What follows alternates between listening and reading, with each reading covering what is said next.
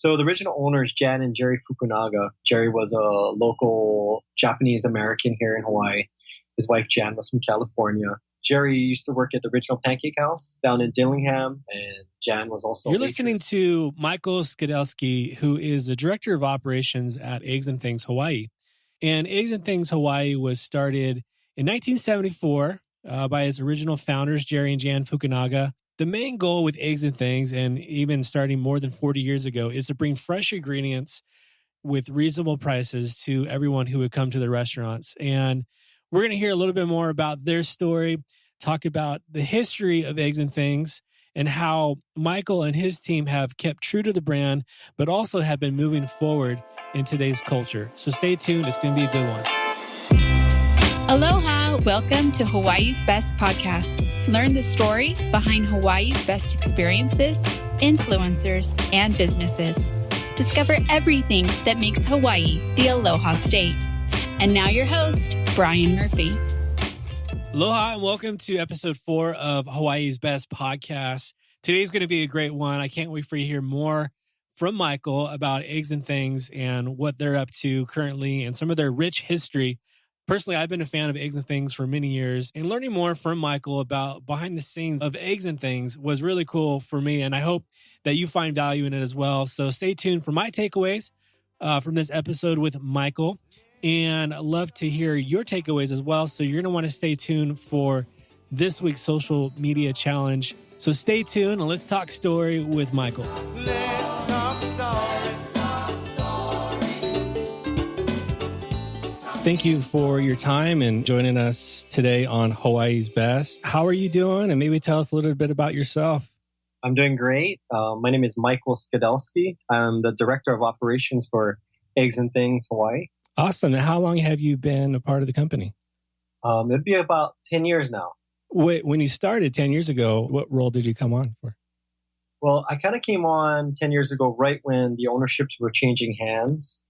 And so we had one location on Kalakaua that was closing. And for about 6 months, we had no locations. And we reopened the one here on Saratoga. And I was the manager of that one location. And then from there, over the last 10 years, we've kind of just kept expanding. In that process of doing the 4 here, the one in Guam, we also have a bunch of licensees and franchises in Japan and a couple other places in Asia now. So I guess my capacity from just being the restaurant manager kind of grew a little bit as the 10 years went on. Are those franchises, are they recent and those licensees? It's been about 7 years. Okay. So it's not that recent. And they have far more than we do. I think Japan has 18, maybe more. Oh, wow. Yeah. Eggs and Things Hawaii also includes our Guam location as well. So we have 4 locations here in Oahu and 1 in Guam. You know, even though we have a lot more locations now, in a lot of ways, I kind of still do the same role I did 10 years ago, where it's a little bit of everything. We don't have a marketing team. We don't have a design branch. We don't have a true accountant or anything. So, I do everything from looking over processing payroll to putting together ads and helping together a commercial to coordinating a photo shoot if somebody comes in and talking to staff, motivating the managers, hiring, staffing, upper management side. And then, having that balance between the ownership, customer, and the employees. I guess I'm kind of that buffer between them. I would say the main thing I try to do is my role, I feel, is like kind of setting a tone or vision and culture. I feel like if I'm setting the right culture, then we'll be successful. And if we're not, then I think I would probably take a lot of blame if the culture is not well and doesn't have the main mission statement of the company, which is always, it's just 3 things, except we play off the word egg, so it's exceptional food. Yes. So, that make sure we have those mission statements. You got to, yeah. Yeah, so food, it's got to be fresh, it's got to be quality. We try to use local whatever we can. And then we exhibit aloha. The last one was extraordinary people. Having that is probably the most challenging leg of those 3 is, finding good people now and keeping them and retaining them in Hawaii. That's probably the most challenging part of those 3 things. So that's kind of my main role, creating the culture and keeping those 3 mission statements in play throughout the company. About 10 years ago, ownership's changed, but maybe take us back a little further, back in 74. when it started, maybe the vision behind that and the owners. So the original owners, Jan and Jerry Fukunaga. Jerry was a local Japanese American here in Hawaii. His wife, Jan, was from California. They were married. Jerry used to work at the original Pancake House down in Dillingham. And Jan was also a waitress. And I think they always wanted to open up their own thing. They had a lot of support from the owners of that original Pancake House. And they wanted to do something similar, but with a local flair. And Jerry was an avid fisherman. And so it's kind of the idea was always to like bring things that he caught and serve it for breakfast, lunch. And they also used to do a lot of dinner. Their concept and hours were a little different, but they kind of wanted to take something like the original Pancake House, but give it a local Hawaii flair to it. And that was the kind of the original vision they had when they opened their first location on Eno Road. And that was, 1974. And I believe there's only like 2 tables in that little location. How was it received? I think it was received well because it was cheap, right? So Jerry would fish on the weekend and then they would serve the fish. We still have one of his original dishes, the ahi and eggs, Cajun style or sauteed. And I believe the breakfast was very cheap. It was like $1.99. And they had a 99-cent breakfast, which was 4 pancakes, eggs. So I think the locals took to it very well. And then kind of what like took them to the next level was they had this one employee, her name was Yoshi, and she was a first-generation Japanese American. And so she could speak English and Japanese. And I think she would like, Japanese were walking by and she'd give them a sample of pancake, or they'd call it like hot keiki. And then they would be like, oh, what is this? And so it kind of grew that Japanese following there where they actually started to think that pancakes were a Hawaii thing. Oh, okay. And so that kind of, I think Yoshi was kind of behind that, taking it from not just the local market, but internationally as well. Now, as the years have gone by, what would you say the experience you guys are creating at Eggs and Things? What are you hoping your customers walk away with? I think the original vision was the model from 1974 from Jan and Jerry that we still have today is serving quality food and a spirit of aloha. And so I think it's just kind of 3 things in that is the food, making sure it's quality, fresh. We try to use local as much as possible and, serving it with aloha. Mm-hmm. So, that service aspect, having the right employees who do have that aloha spirit and bringing it to them. I think that's the experience is that you can eat breakfast anywhere in the world. But you come here and you can have a Hawaiian style breakfast, but it's not like fully Hawaiian, but it has a flair to it. And it's served with that aloha spirit. I think that's the experience we want everybody to come in to have. And that's kind of the vision of the current owners is to not change it so much where it has that, you're kind of walking into somebody's home feel. Mm-hmm. Not change that too much to get too corporate or too sterile. Right. Yeah, if someone's coming to Eggs and Things for the very first time, what are some of your guys' most popular dishes that you would recommend? Of course, a lot of the Japanese or Asian tourists that want to go for the pancakes. I would say if you're more familiar with pancakes and you can get that anywhere, I wouldn't get the pancakes and bacon. I'd go for things that you can't get at home. Like we do a smoked pork chop with a pineapple honey glaze on it. We call that our plantation pork chop. I think that's really good. Yeah. Can't get. Our loco moco, we also do it a Hawaiian style, which is a basic loco moco, which is the rice, hamburger patty, 2 eggs, and the gravy. Right. We add in sauteed mushroom, onions, and Portuguese sausage on top of that. We call that our Hawaiian style loco moco.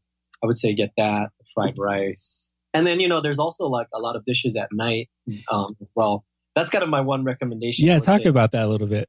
The one thing people don't know is the original hours of Eggs and Things when Jan and Jerry started was they open at 11 p.m. at night and they would close at 2 p.m. in the afternoon. Oh, wow. Okay. Till we took it over and they were kind of in an area and a time frame where things were different. They're near all these nightclubs. Yeah. The 70s, 80s, people would kind of party all night. And so Eggs and Things was most busy between that 11 p.m. to 10 a.m. hours. Interesting. Okay. Kind of when we came on, those clubs were shutting down. Yeah.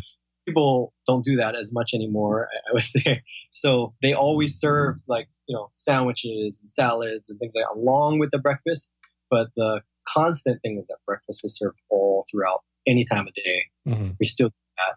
In the PM, we add on things like burgers. We do a lot of like chicken wings, stuff that people wouldn't think does. And 2 of our locations here actually have like a liquor license where we serve beer, alcohol, cocktails along with that. So I was just having a conversation yesterday at this meeting with Hawaii News Now, and all the people who work there were kind of talking to us, and they were like, like the best thing about Eggs and Things, one of the people who went there was saying this to everybody. It's like, if you go at night, because then, there's no wait, there's no line, it has a chill feel.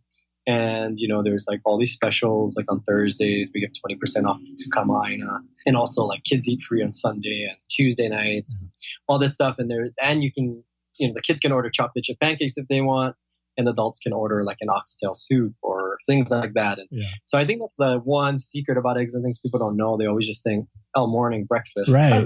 Kind of dictates that. But even me personally, if I go to eat here, I usually always go at night because, it's not as crowded. And then you also have a lot more menu item options.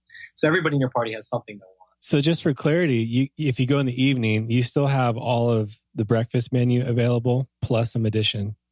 Yes. Okay. Going on the west side of Oahu, in Kolina, where did that vision come from? Did you guys always kind of have your eye on the west side?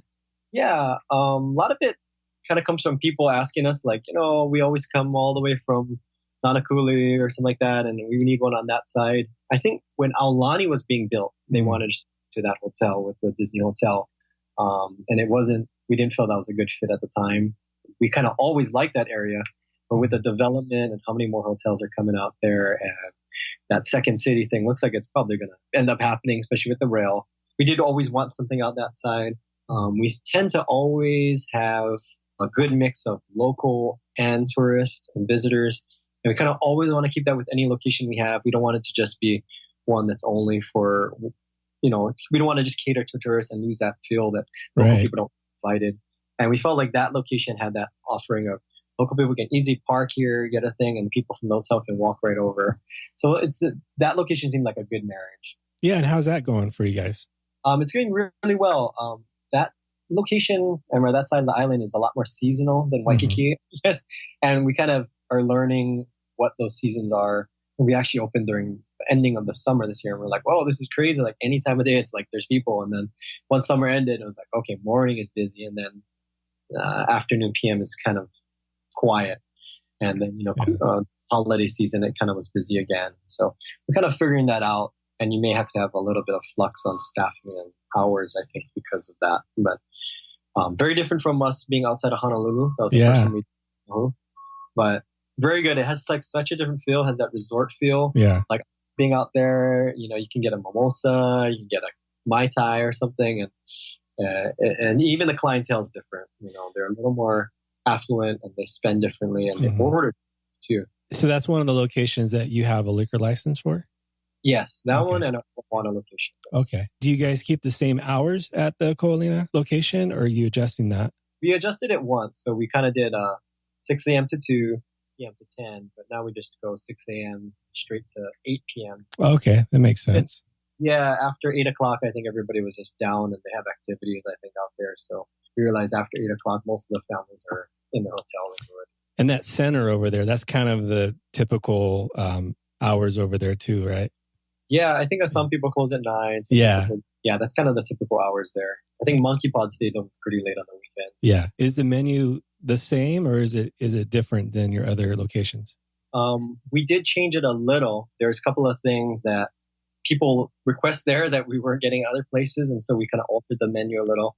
And then, interestingly enough, that when we changed it there, we added those items here in Honolulu as well. For example, one is the people that would always want to add like a lot of fresh fruits on their pancakes or their waffle or their French toast, and we kind of had it before. It was like, okay, fresh strawberries is this price, and the fresh kiwis, and then it would end up being like a $30 pancake. And we're like, okay, this is kind of fair to them. And so we kind of came up with one called our all fresh fruit rainbow pancakes, and we kind of put all the fresh fruits we have on there and sell it for a more reasonable price. And you're not getting so much fruit. It's just a perfect balance. Right. And that kind of did so well there. We put it on the Honolulu's and doing well everywhere. And that's kind of based off the customer demand there. And the other thing too, we do have some restrictions because of other businesses that are there. And when you come in, there's exclusive. So we have really good acai bowls that we do everywhere, but we can't do acai there because one of the tenants there have an exclusive. So we do pitaya instead. Oh, interesting. Sorbets. And that kind of worked out really well because a lot of the customers there are like, oh, pitaya bowl, what is that? And it looks really pretty if you've ever seen that dragon fruit pink. And we've also put that on a waffle due to people wanting to do that there. And it like took off. And so, yeah, that menu has a little more, I'd say, freshness to it. And the customers are willing to spend for it. The menu is a little different out there, but the core of the menu is the same in all the locations. Okay. Talking about maybe expanding to other islands, is that something that is in your conversation that you're able to speak into? Yeah, we did look into that. And, you know, interesting is when I was brought on or when the current ownership took over, that was 2008, kind of right when we had kind of this economical crisis here. Right. So that kind of made them a little more cautious because that first year or two was it was a challenge. And so during that time, we noticed like Maui, Kauai, those people seem to hurt even harder than the people in Oahu.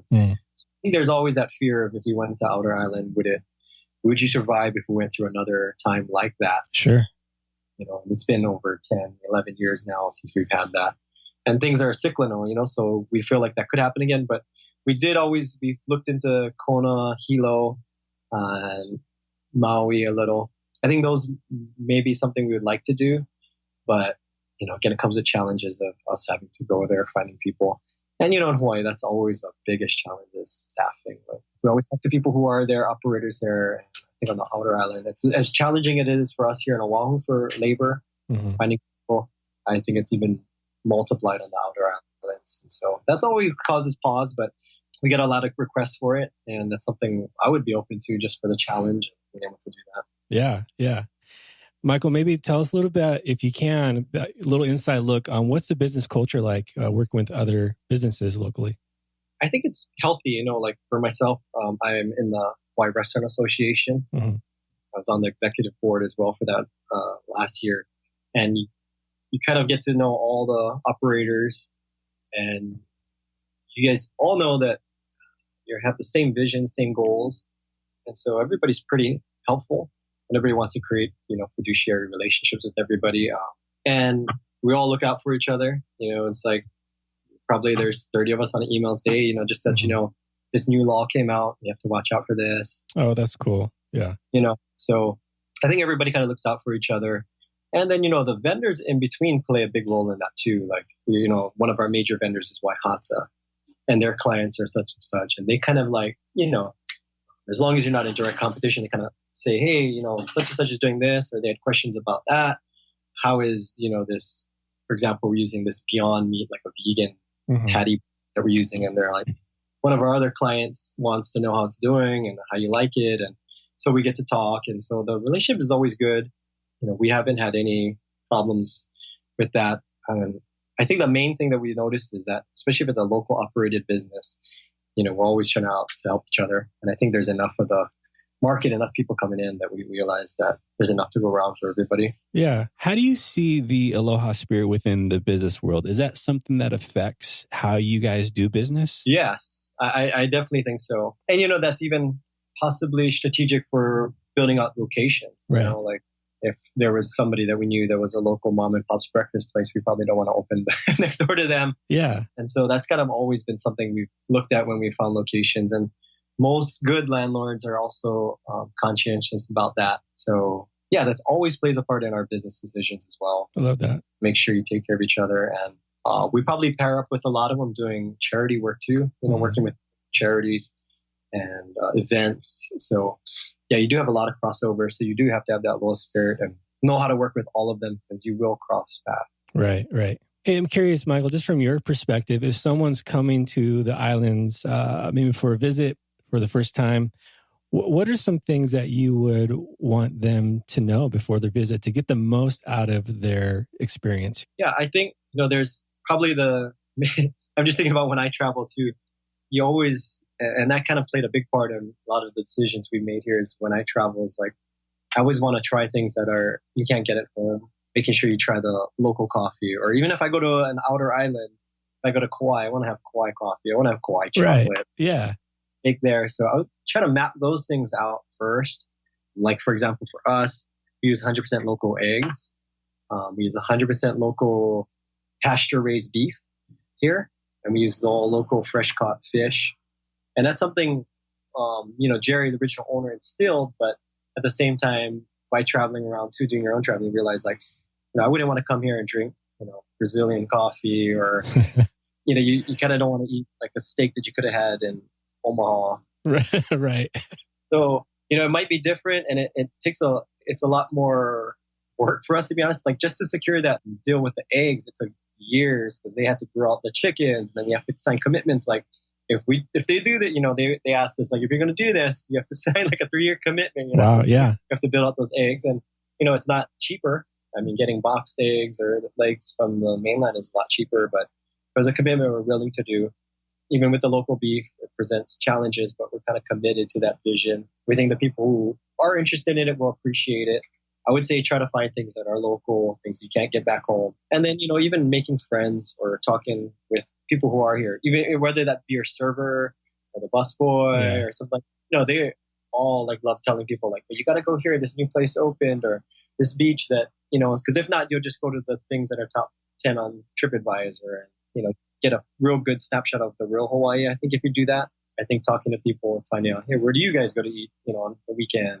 And our servers, actually a couple of our servers here, they even created their own little like website, and they'll share it with their customers. Like, here's my like top 10 places. Oh, I love that. Yeah. So, there's enough free website places that they do it, and they feel like it's an extra touch for their customers. A lot of people do come in are foodies, or they're really into adventure, like hikes and things. So yeah, one of our servers really loves hiking. So he has like, a little blog thing about different hikes, and he shares it with the customers who are into that. So that's smart. I would say it's easy with local culture to strike up a conversation and find out, hey, leave some space and time for that. Most local people love sharing about things they love about Hawaii. I think that's just kind of going back a little bit, just to locally sourced and just the integrity and the vision behind that. I just think that is amazing, and I think that's important for people to know and to appreciate. Thank you. Yeah. Kunoa beef is the beef that we use, and they have a very sustainable vision. It's actually slaughtered here on island, grown mostly on Kauai, but they also source some other farmers that have the same vision. Getting to know them a lot and their vision, it made us a lot more passionate.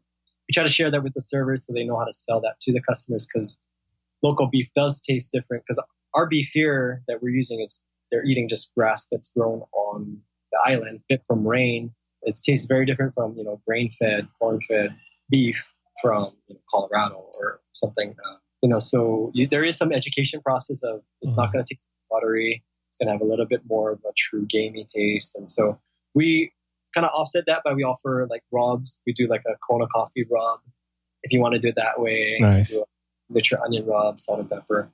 But, some people do appreciate it. I think if you're the type that like venison or things like that, I think you'll appreciate the taste of, and it's a lot more healthy. It's a little leaner.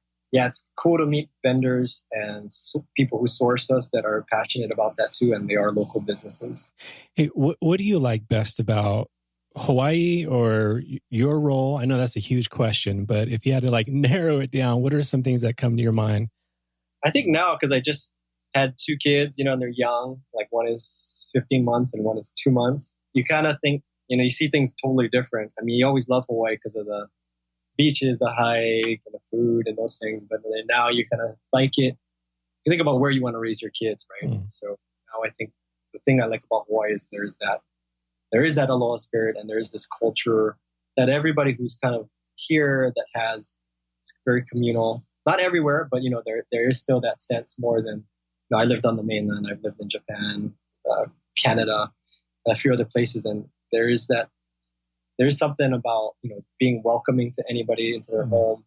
And if you go into somebody else's home, you always offer to do dishes. And there's just these little things that you don't really, you couldn't just teach somebody. You kind of got to grow up around it. You kind of want your kids to have that. And that's something I love. It's kind of intricate and maybe subtle to most people. But once I started having kids and I started thinking about that, I was like, it would be easier, right, to live on the mainland. It's a lot more economical housing and affordability, but you might lose that. So I think that's the thing I like most, is that cultural aspect that everybody kind of has here growing up, of looking after each other, being considerate, and you want your kids to have that as well. So I guess that's what I love most about Hawaii. Michael, how can people find more about Eggs and Things and get in touch with you guys? Yeah, we have our website, eggsandthings.com. That's EGGS.com. And then we're on Instagram, it's Eggs and Things HI, Eggs and Things Hawaii. And then Facebook, we're just Eggs and Things. And each location has their own different page. So depending where you're staying or which one you're near, you can check that out on Facebook. But I would say the website's the best place to get the menu, latest news and whatnot. Yeah, and there's always a traditional way of just calling us. Those numbers are on the website too. Great. And also on the website, there's an online store where you have some goodies available, syrup, coffee, pancake mix, yeah? So we have our online shop. And, actually that is probably maybe about 20% of our business. Oh, wow. A lot of the people will eat the pancakes or the syrup and then go downstairs and buy that, the mugs and a lot of other accessories. But the core of it is I think even from the late 70s, they were selling the pancakes and they added on syrup. And then we've kind of just built off of that. But we always want to make sure we have something for people to take home if they really liked it here. And, even I use a pancake mix at home. It's easy, just add more. And it is a proprietary mix that we use here in the restaurant as well. It's a big part of our business that we probably don't advertise much, but people come, they realize, okay, well, you guys have a pretty big selection of retail items. Yeah. Now, the syrup, do you guys make it or? No, we have somebody make it for us here. And we have a coconut, a guava. If you're from the mainland, don't buy the maple because you can get that anywhere. But, there's a lot of people who come from other countries where they don't even have maple. They don't even know what that is. So we only added that on the last few years because people are like, we need that maple syrup. We're like, what? And I guess you would use honey. We found out they just use honey when they go back home, but it tastes different. And so we started offering the maple as well. That's smart. Well, hey, Michael, thank you so much for your time again. And really appreciate what you guys are doing. Thank you. It was a pleasure talking to you, Bryan. Appreciate it. Well, I just want to thank Michael again for his time and coming on Hawaii's Best podcast. If you enjoyed today's interview with Michael, go to livehawaiisbest.com/episode 004. And there you'll find today's show notes and all the links mentioned in today's episode. Also, it'd be great for you to submit a review on iTunes. That helps others who love Hawaii and want to learn more about its culture and all about its amazing businesses and influencers here be able to find Hawaii's Best podcast. So thanks for considering to do that. My key takeaways today from my conversation with Michael were what I love about Eggs and Things is its rich history and that it was birthed in Hawaii. I also love how they're striving to keep true to the brand of Eggs and Things, yet they're moving forward like in some of their franchisees and in Guam, for example. And their passion to keeping ingredients the highest level quality as possible and supporting local farmers and businesses as well. Those are a few things that I just took away with, and I just made me fall in love more with Eggs and Things and what they're all about. Also, Michael dropped a little secret, and my wife and I, we've experienced this, and we can vouch for this as well. If you're going to go to Eggs and Things, yeah, you're going to want to experience their breakfast and do that. But also, I want to encourage you to try Eggs and Things for dinner because it is a very much different type of feel. It's not a huge rush. The menu is expanded. They have an amazing dinner menu, but also their breakfast menu, it is served all day. So try it out. Let me know what you think. And you can do that on social. And speaking of that, this week's social media challenge is simply take a screenshot of this episode and upload it on your stories. And just comment your key takeaway from today's episode. So we'll see you on Instagram. Be sure to follow us at hawaiis.best. And until next week, aloha. Thanks for listening to Hawaii's Best Podcast. To stay up to date on future episodes, be sure to hit the subscribe button and follow us on Instagram at hawaiis.best.